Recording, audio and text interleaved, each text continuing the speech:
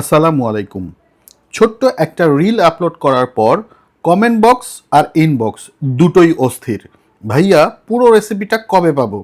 আপনাদের অপেক্ষার পালা শেষ।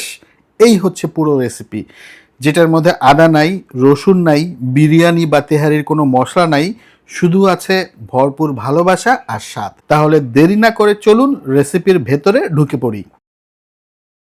বাজার থেকে 1.5 কেজি মাংস তেহারির সাইজ করে কাটিয়ে এনেছি। আর সেখান থেকে আপনাদের আপু দেখুন কি পরিমাণ তেল চর্বি আলাদা করে ফেলেছে।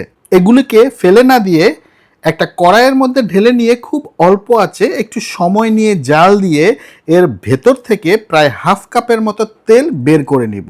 আর প্রায় হাফ কাপের মতো তেল বের হয়ে আসলে আমি চুলাটা বন্ধ করে দিব, এগুলোকে একটু ঠান্ডা করে নিব।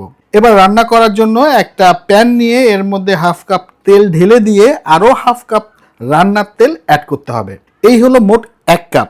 এরপর আরও হাফ কাপের মতো আমি এর মধ্যে বাটার অয়েল ব্যবহার করব, যেটা হচ্ছে আজকের রান্নার প্রধান উপকরণ। প্রায় 5 টুকরার মতো দারচিনি অ্যাড করব, 5টার মতো লবঙ্গ, 2টা বড় এলাচ বা কালো এলাচ এবং হাফ চা চামচের মতো আস্ত কালো গোলমরিচ দিয়ে দিব। আরেকটা জিনিস ব্যবহার করব, সেটা হচ্ছে সবুজ এলাচ। 10-12টার মতো একটু থেতলে দেব, যেন ভেতর থেকে ঘ্রাণটা ঠিকমতো বের হয়ে আসতে পারে। একটু ভেজে নিয়েই এবার অ্যাড করব মাংসের টুকরা। এগুলোকে কমপক্ষে এভাবেই 10 মিনিটের মতো রান্না করে নিতে হবে। এরই মধ্যে 3 টেবিল চামচের মতো টক দই খুব ভালোভাবে ফেটিয়ে দিয়ে দিব এবং মিশিয়ে নিব। ঝালের জন্য কয়েকটা কাঁচামরিচ মাঝখান থেকে ফালি করে দিয়ে দিব। এরপর ঢেকে দিয়ে 10 থেকে 15 মিনিটের মতো অপেক্ষা। 10 থেকে 15 মিনিট পর এর ভেতর থেকে যথেষ্ট পানি বের হয়ে আসবে।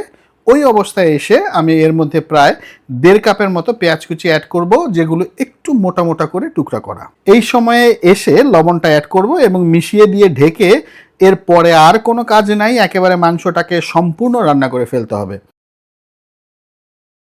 মাংস সম্পূর্ণ সেদ্ধ হয়ে তেল আলাদা হয়ে গেলে এর মধ্যে পোলাও রান্না করার জন্য গরম পানি অ্যাড করব।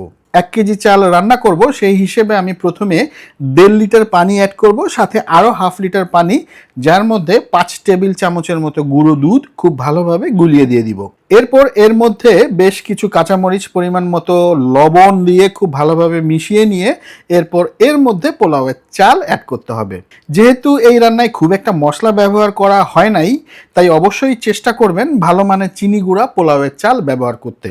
চুলার আঁচটা একদম হাইতে নিয়ে এসে অপেক্ষা করতে হবে পানিটা টেনে আসা পর্যন্ত। পানি কমতে শুরু করলেই এর মধ্যে অ্যাড করব হাফ চা চামচ কেওড়া এসেন্স। এটা কিন্তু কেওড়া জল না, তাই দেওয়ার ক্ষেত্রে সাবধান। এরপর দ্বিতীয় প্রধান উপকরণ হচ্ছে ঘি। প্রায় 2 থেকে 3 টেবিল চামচের মতো অ্যাড করলেই হবে।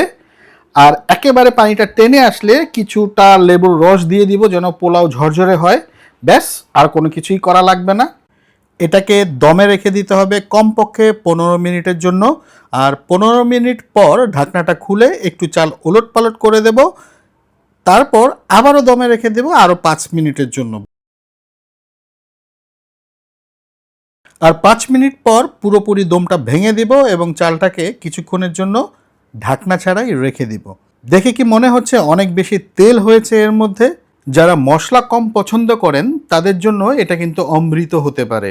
তাহলে আর দেরি না করে এই কুরবানির ঈদে এইরকম একটা বিরিয়ানি, তেহারি অথবা পোলাও রান্না করে গরম গরম উপভোগ করুন ঠান্ডা ঠান্ডা কোকা কোলার সাথে।